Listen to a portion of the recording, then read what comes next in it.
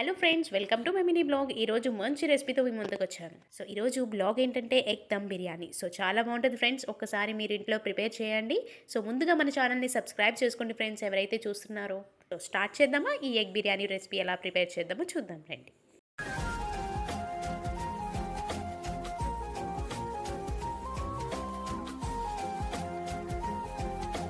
So ముందుగా ఎగ్స్ని మంచిగా వాష్ చేసుకొని బాయిల్ చేసుకుందాం.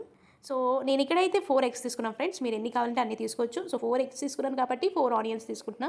మీకు ఆనియన్స్ ఎన్ని సరిపోతే అన్ని తీసుకోండి. సో మంచిగా కట్ చేసిన తర్వాత ఆనియన్స్ స్టవ్ వెలిగించి కడాయి పెట్టి కడాయిలో 2 స్పూన్స్ ఆయిల్ వేసి మంచిగా ఆయిల్ని ఈ ఆనియన్ని మంచిగా ఫ్రై అవ్వాలి, బ్రౌనిష్ కలర్లో రావాలి. చూస్తున్నారా ఫ్రెండ్స్, ఇలా మంచిగా బ్రౌనిష్ కలర్లో వచ్చే వరకు మంచిగా కలపాలి. సో మనం ఇక్కడ దమ్ చేస్తున్నాం కాబట్టి మనకి మంచిగా గోల్డెన్ కలర్ బ్రౌన్లో ఆనియన్స్ ప్రిపేర్ అవ్వాలి. సో ప్రిపేర్ అయిపోయింది చూడండి ఫ్రెండ్స్. గోల్డెన్ బ్రౌన్ కలర్లో వచ్చిన తర్వాత ఆనియన్స్ని సపరేట్ చేద్దాం. సో ఇప్పుడైతే బిర్యానీకి కావాల్సిన ఇంగ్రీడియంట్స్ చూద్దాం రండి ఫ్రెండ్స్. సో ఆయిల్, కర్డ్, అల్లం వెల్లుల్లి పేస్ట్, కొత్తిమీర, పుదీనా, పచ్చిమిర్చి, టమాటో, హోల్ గరం మసాలా, కారం, చిటికినంత పసుపు, బ్రౌన్ ఆనియన్. ఆల్రెడీ నేను బాయిల్ చేసుకున్నాను ఎగ్స్. సో 4 ఎగ్స్ బాయిల్ చేసుకున్నాను.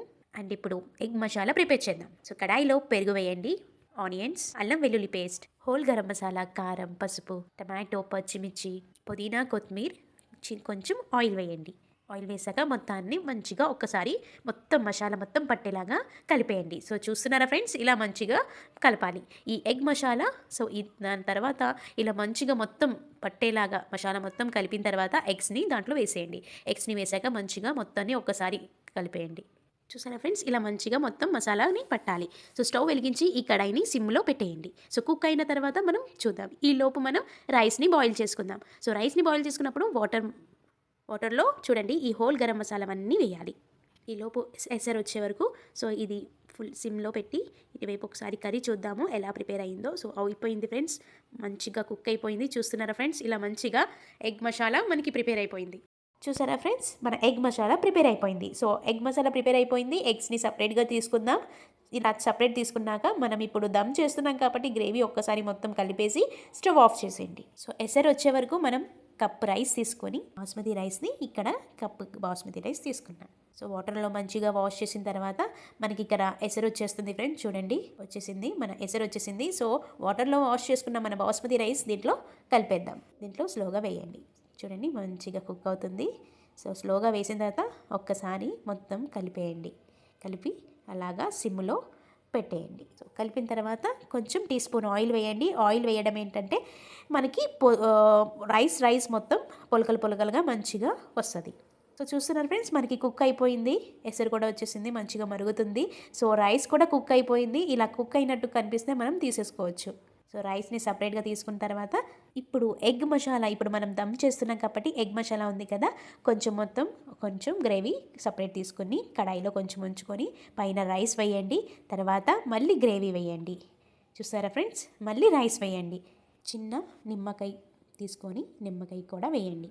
పైన గార్నిష్ కోసం కొత్తిమీర, పుదీనా, బ్రౌన్ ఆనియన్స్ మొత్తం మంచిగా వేయండి. చూడండి ఫ్రెండ్స్, బాగుంది. చూసారా ఎంత బాగుందో.